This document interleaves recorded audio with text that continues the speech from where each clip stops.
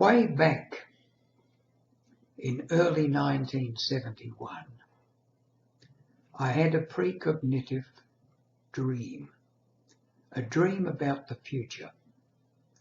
Whether I was actually fully asleep or fully awake, I cannot remember, but I can remember the dream. And the dream was that I was standing on a high point, looking across the sea. And fairly close to me, probably no more than about 10 kilometres out, was an island, a low, flat, ragged-looking island. And beyond that again, perhaps another 10, 15 miles out, was a volcanic island, obviously a volcano, extinct, no smoke arising from it. And way, way out on the horizon, barely perceptible, and curling in from the right-hand side, was some land, like a long peninsula. That was part of the dream. And the colours didn't seem right. The colours of the sea and the land were different from what they would normally be. Then there was a second part of a dream, and this part of the dream involved me driving along in a car, turning around to the right on a long sweeping bend, with water on my right-hand side. On my left-hand side was a row of trees of medium height, maybe 20, 25 feet high, all along the road on my left, of a species of tree I'd never seen before. So that was the dream. It came in two parts. At that time I was working for the Department of Civil Aviation. I was very disgruntled, very dissatisfied with it, and shortly after that I resigned my job. I tried to get work in Australia, I couldn't do it. My wife suggested, "Tom, why don't you go to New Zealand?"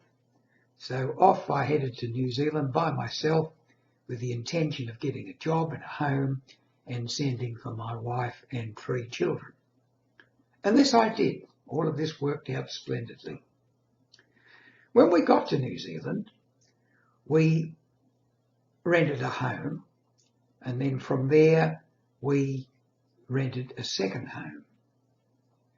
But when we rented the second home, we put an advertisement in one of the newspapers that we would like to have accommodation, family from Australia. And the phone rang. It was like that in those days. Plenty of accommodation. The phone rang and we were invited up to this home. So I drove up to the home, which was on a high point. As I got out of the car and walked towards the house, a scene gradually evolved before me. It was the same scene I'd seen in my dream months before. Standing on a high point, the ragged island so far out, the volcanic island behind that, and curling in from the right-hand side. This was the Coromandel Peninsula, and this was the Hauraki Gulf, Auckland, New Zealand. But I rationalised, as we all do, this can't be true. No, it's what they call an overlapse of the mind. Actually, what happens is your subconscious absorbs it before your conscious, blah, blah, blah, blah. And I believed all that. But there was some doubt. I thought, maybe it is a precognitive dream. But what about the second part of the dream? And for the next few months, as we drove around various places, because I got a job in Auckland, we would drive around and I would keep an eye out for this particular place.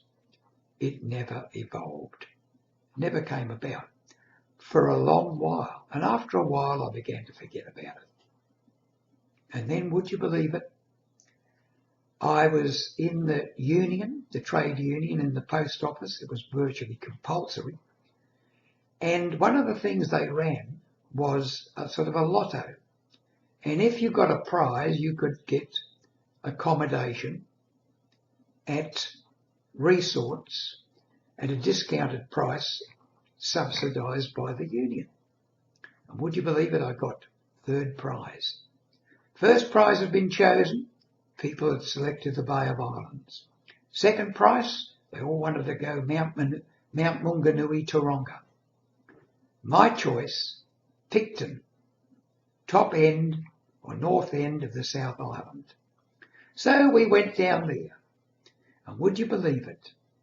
Driving around, I looked at a little place called Havelock. Let's go down and see Havelock, I said. And as we're driving around towards Havelock, I started to come around a sweeping bend to the right. On my right was water, and on my left was a long line of uniform trees, around about 20 to 25 feet high, of a species I'd never seen before.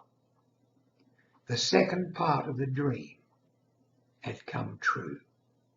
So I knew that precognition does exist. It's not an imaginary overlap of the mind at all.